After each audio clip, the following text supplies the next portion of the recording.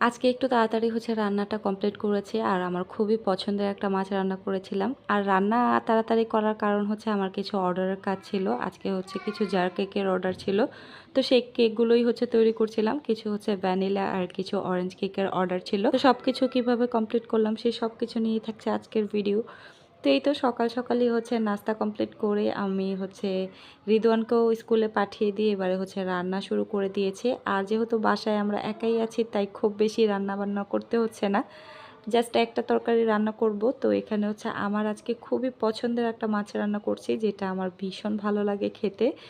এটাকে বড় চাপিলা বলে আমাদের এলাকাতে। তো এই মাছটা আজকে আমি রান্না করতেছি। প্রথমে একটু ভেজে নিয়েছি মাছটা, আর এখন আমি একটু আলু আর পেঁয়াজ দিয়ে মাছটা রান্না করব। আসলে একা হলে তো খুব একটা সবজি খাওয়া হচ্ছে না আমার বাসায়, আর যাই রান্না করছি তাই থেকে যায়, তাই খুবই অল্প পরিমাণে রান্না করা হচ্ছে। তো এখানে পেঁয়াজ আর আলুটা একটু ভালো করে ভেজে নিয়ে সব ধরনের মশলাই দিয়ে দিলাম এখানে। এখন পেঁয়াজ আলুর সাথে মশলাটাকে আগে ভালো করে একটু কষিয়ে নেব, তারপর মাছটা দিয়ে দিব। তো এই তো একটু ভালো করে কষানোর পর এখন মাছটা দিয়ে দিচ্ছি। আর এই তরকারিটাতে খুব একটা ঝোল রাখবো না, একটু শুকনো শুকনো করে রান্না করব, তাই খুবই অল্প পরিমাণে ঝোলটা দিয়ে দিচ্ছি। তো এই তো ঝোলটা দিয়ে এবারে ঢেকে দিয়ে রান্নাটা করে নিই। তো এই তো আমার মোটামুটি কিন্তু তরকারিটা রান্না হয়ে গিয়েছে, আর ঝোলটা কিন্তু অনেকটাই টেনে গিয়েছে। এখন আমি তরকারিটাকে নামিয়ে নিব। আর তরকারির কালারটা দেখেই বোঝা যাচ্ছে তরকারিটা কতটা মজা হবে। আর আমার তো এই তরকারিটা অনেক অনেক বেশি পছন্দের।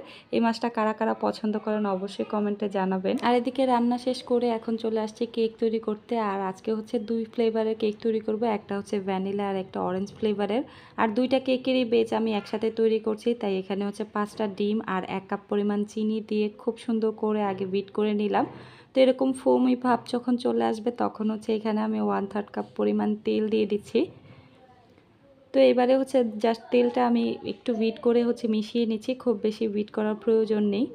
এবারে যে শুকনো উপকরণগুলো আগে চেলে রেখেছি সেগুলো মিক্স করে দিচ্ছি। তবে এখানে কিন্তু আমি আপনাদেরকে দেখাইনি কি কি শুকনো উপকরণ দিয়েছি। এখানে আমি 1 কাপ পরিমাণ ময়দা আর 1 টেবিল স্পুন বেকিং পাউডার আর সামান্য লবণ দিয়ে আগেই চেলে রেখেছিলাম আমি। এখন সেই শুকনো উপকরণগুলো একটু একটু করে মিক্স করে নিচ্ছি। খুবই আলতো হাতে মিক্স করতে হয়, খুব জোরে জোরে মিক্স করা কিন্তু যায় না। খুব জোরে জোরে মিক্স করতে গেলে দেখা যায় ফুমি ভাবটা নষ্ট হয়ে যায়, তখন কিন্তু কেকটা একদমই ফোলে না। আর যদিও বা ফোলে সাথে সাথে একদমই ডেবে যায়, খুবই চুপসে যায় কেকটা। তো সেক্ষেত্রে এটা আপনারা লক্ষ্য রেখে তারপর মিক্স করবেন।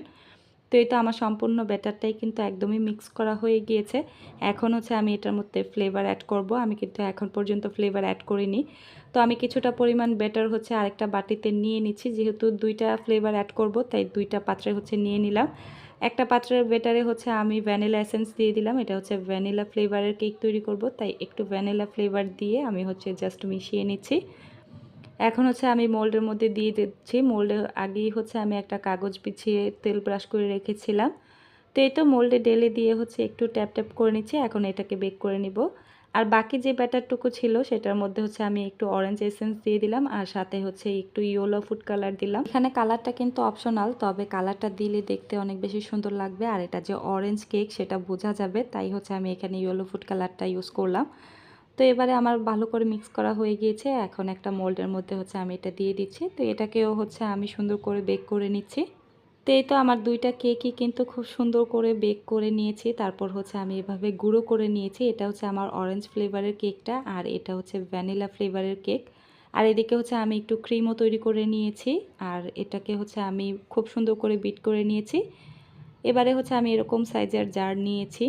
এই জারগুলোর মধ্যে এখন আমি এই কেকগুলোকে সেট করব। তো এখান থেকে একটা লেয়ার কেক দিচ্ছি, তারপর এই জারটার মাধ্যমে একটু সমান করে দিচ্ছি।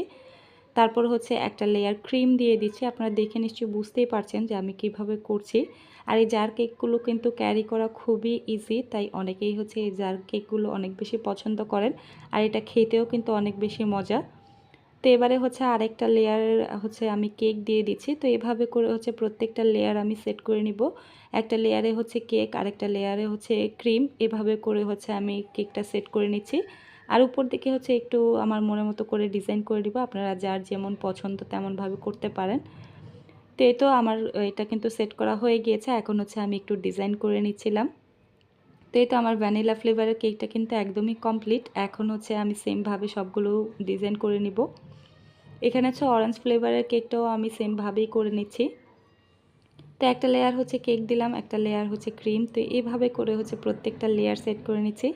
আর অরেঞ্জ কেকের উপরের ডিজাইনটা হচ্ছে একটু অন্য নজল দিয়ে করলাম। তো এই তো এটা হচ্ছে আমার অরেঞ্জ ফ্লেভারের জারটা। তো সবগুলো জারই কিন্তু আমি একদমই কমপ্লিট করে নিয়েছি। এখানে হচ্ছে 3টা ভ্যানিলা ফ্লেভারের জার ছিল আর 3টা অরেঞ্জ ফ্লেভারের কেক ছিল। তো এই ছিল আমার আজকের ভিডিও। আপনাদের কাছে কেমন লাগলো অবশ্যই কমেন্ট করে জানাবেন। তো আজকের মতো বিদায় নিচ্ছি। ভালো থাকবেন সবাই। আল্লাহ হাফিজ।